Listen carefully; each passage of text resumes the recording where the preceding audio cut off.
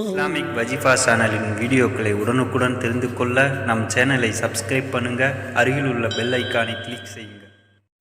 Hello viewers, அஸ்ஸலாமு அலைக்கும் வரஹ்மத்துல்லாஹி வபரகாத்துஹு. இன்று நாம் காண இருப்பது மாணவர்களுக்கு ஞாபக சக்தி பெருகுவதற்கும் புத்தி கூர்மையாவதற்கும் இறைவனால் அருளப்பெற்ற திருவசனங்களும் திருநாமங்களையும் பற்றிதான். அதில் முதலாவதாக இறைவனின் வசனமாகிய சூரா ஃபாத்திஹாவை எவர் ஒருவர் தினம் 70 தடவைகள் வீதம் 7 நாட்கள் ஓதி தண்ணீரில் ஊதி குளித்து வருகிறாரோ அவருக்கு இறைவன் அறிவையும் தெளிவையும் கொடுத்தருள்வான்.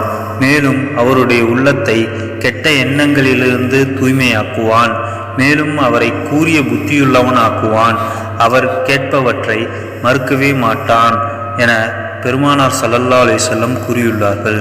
அடுத்ததாக இறைவனின் திருவசனங்களாகிய சூரா தாகாவுடைய 25 முதல் 28 வசனங்களை எவர் ஒருவர் ஃபஜர் தொழுகைக்கு பின்னால் தினந்தோறும் 21 தடவை ஓதி வருகிறாரோ அவருக்கு கல்வியில் முன்னேற்றம் ஏற்படும். மேலும் அவர் சிறந்த பேச்சாளர் ஆவார். மேலும் ஞாபக சக்தி மேம்படும் இன்ஷா அல்லாஹ்.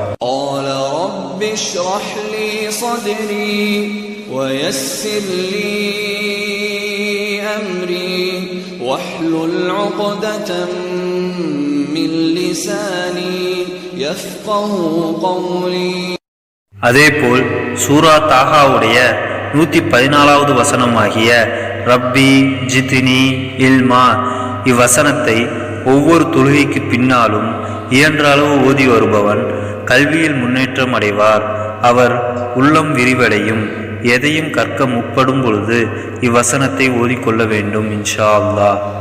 அடுத்ததாக நினைவாற்றல் பெருகுவதற்கு பிரசித்தி பெற்ற திருநாமமாகிய அல் கவியு உறுதியாளனே இத்திருநாமத்தை ஒவ்வொரு வேளை தொழுகைக்கு பின்பும் தலையில் கையை வைத்து 11 தடவை ஓதி வழக்கமாக ஊதி வர வேண்டும். அடுத்ததாக பாடம் பயிலும் மாணவர்கள் தாம் படிக்கும் பாடத்தை மறக்காமல் இருக்க அல்லாஹும்ம ஃபதஹ் அலைனா ஹிக்மதக ஃபன்சுர் அலைனா ரஹ்மதக யா தல் ஜலாலி வல்லிக்ராம் என்று ஓதிக்கொள்கிறாரோ அப்பாடம் அவர் மனதில் நன்கு பதியும்.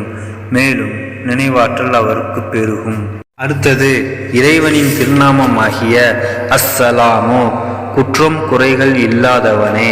இந்த திருநாமத்தை எவர் ஒருவர் ஃபஜ்ர் தொழுகைக்கு பின் வழக்கமாக 1000 தடவை ஓதி வருகிறாரோ அவர் கல்வியில் முன்னேற்றம் அடைவார். மேலும் அவருக்கு நினைவாற்றல் பெருகும் இன்ஷா அல்லாஹ். மேலும் நினைவாற்றல் பெருகுவதற்கு இறைவனின் திருநாமமாகிய அல் அலீமு மிக அறிபவனே இந்த திருநாமத்தை அதிகமாக ஓதி வர வேண்டும். அடுத்ததாக இறை திருநாமமாகிய அல் லத்தீஃபு உள்ளன்புடையோனே. இந்த திருநாமத்தை வழக்கமாக எவர் ஓதி வருகிறாரோ அவருடைய நினைவாற்றல் அதிகப்படும்.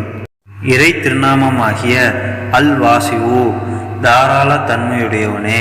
இந்த திருநாமத்தை நாள்தோறும் 548 தடவை ஓதி வந்தால் அவருடைய உள்ளம் விரிவடையும். மேலும் அவருடைய அறிவு விசாலம் அடையும், மதிப்பும் அதிகப்படும். அடுத்ததாக இறைவனின் திருநாமமாகிய அல் முக்ஸி நுணுக்கமாய் ஆய்ந்து அறிபவன். இத்திருநாமத்தை அதிகமாக மறதி உள்ளவர்கள் ஓதி வந்தால் இன்ஷா அல்லாஹ் நினைவாற்றல் எய்தப் பெறுவார். அடுத்ததாக இறை திருநாமமாகிய அல் முக்ததிரு உண்டு பண்ணுபவனே. அதிகமாக மறதி உடையவர்கள் இதனை நாள்தோறும் ஃபஜ்ர் தொழுகைக்கு பின்பு 100 தடவை ஓதி வந்தால் மறதி அகன்று நினைவாற்றல் பெருகும். அடுத்ததாக இறைவனின் திருநாமமாகிய அல் பாயிசு மறுமையில் உயிர்த்தெழச் செய்வோனே. இத்திருநாமத்தை எவர் ஒருவர் தான் உறங்கும் நேரத்தில் தன் கையை தன் நெஞ்சில் வைத்த வண்ணம் இதனை 101 தடவை ஓதி வருகிறாரோ அவருக்கு கல்வி, அறிவு, யுக்தி ஆகியவை அதிகப்படும். மேலும் அவருடைய இதயம் பிரகாசம் அடையும் இன்ஷா அல்லாஹ்.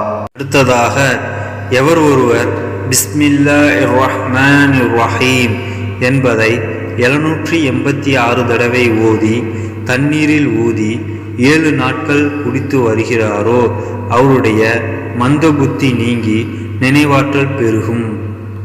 மேலும் அவர் கேட்பதையெல்லாம் மனனம் செய்து கொள்வார். இன்ஷா அல்லாஹ். இதனை அனைவரும் ஓதி வியாபார சக்தி மேம்பட இறைவன் அருள் புரிவானாக. ஆமீன்.